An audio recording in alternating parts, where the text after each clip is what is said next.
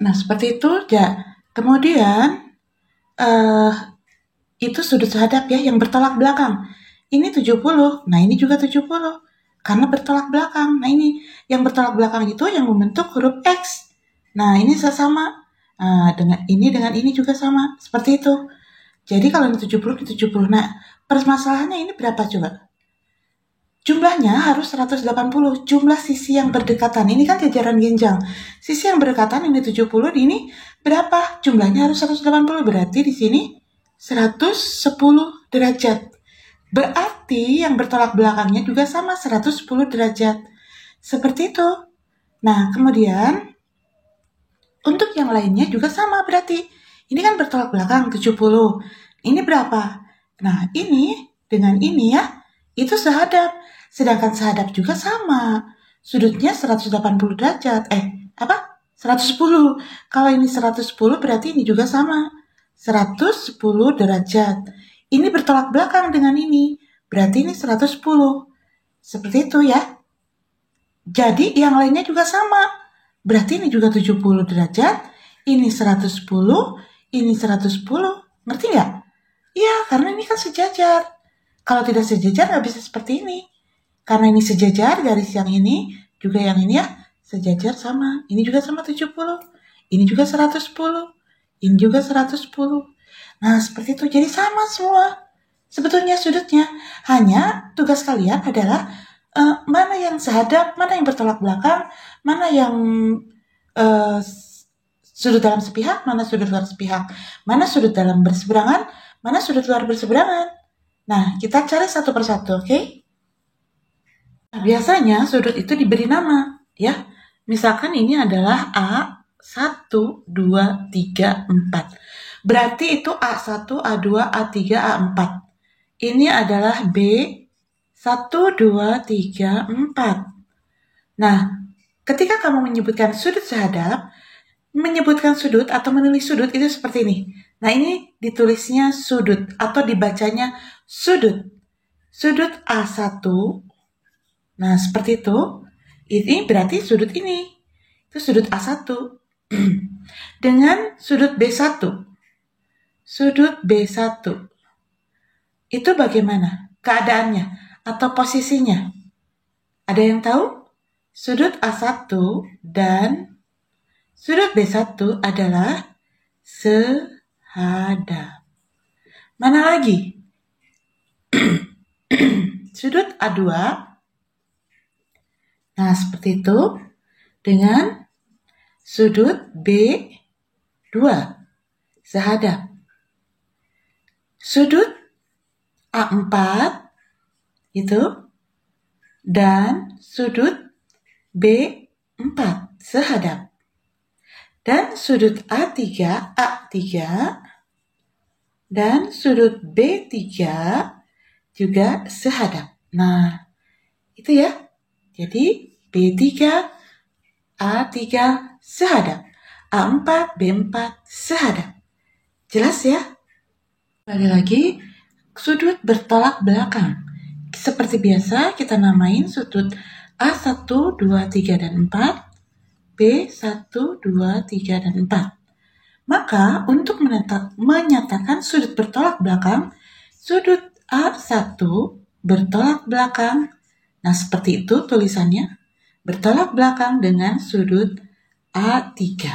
Gitu. Ya kan? Nah, ini bertolak belakang. Kemudian sudut A4 bertolak belakang dengan sudut A2. Nah, kalian terusin ya. Yang lain ya, cari ya. Oke, bisa ya. Kembali. Bu, boleh nggak pakai CD? Boleh. Boleh-boleh saja. Sudut. Tadi sehadap sudah, bertolak belakang sudah, sudut dalam berseberangan. Sudut dalam berseberangan itu sudut A2 dan sudut B4 merupakan sudut dalam berseberangan.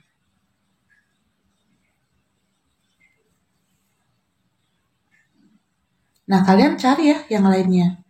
Mana lagi? Ada ya ini. Nah, ini ya.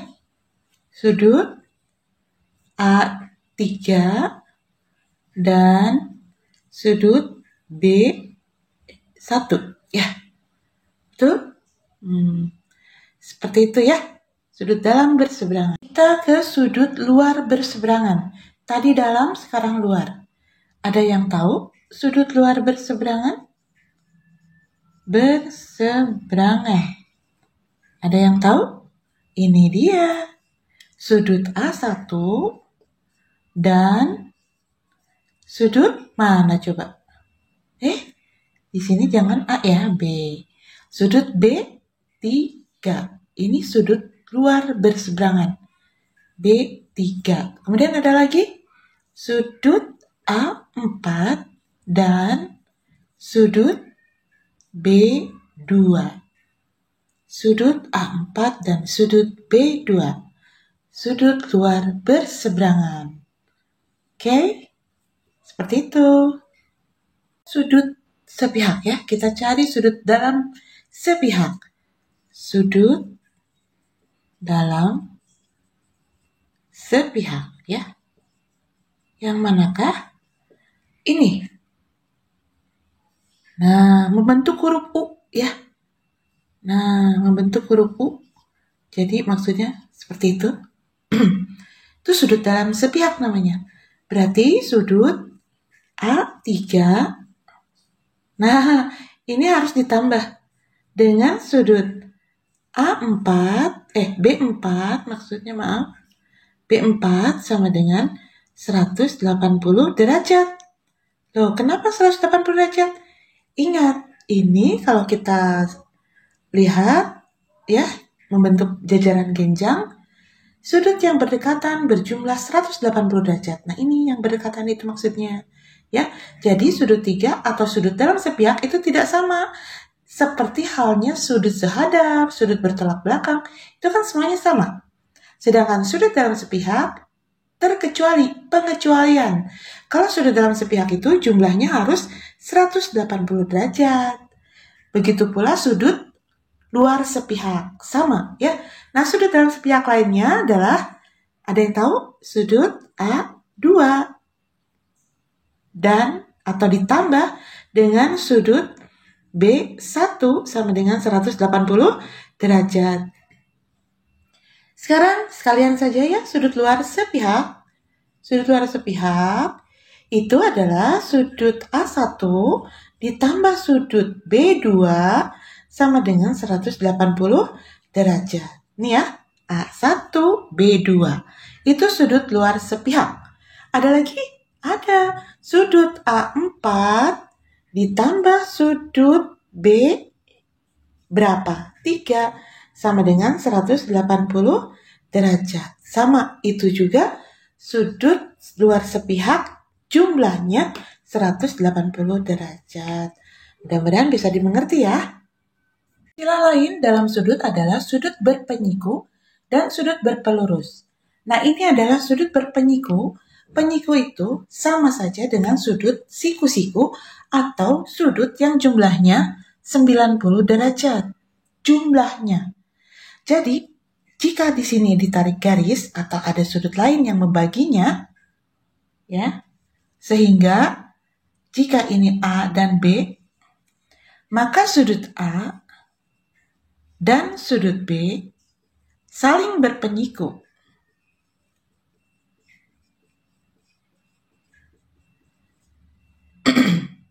Jika sudut A diketahui 30 derajat, maka bisa dicari sudut B-nya.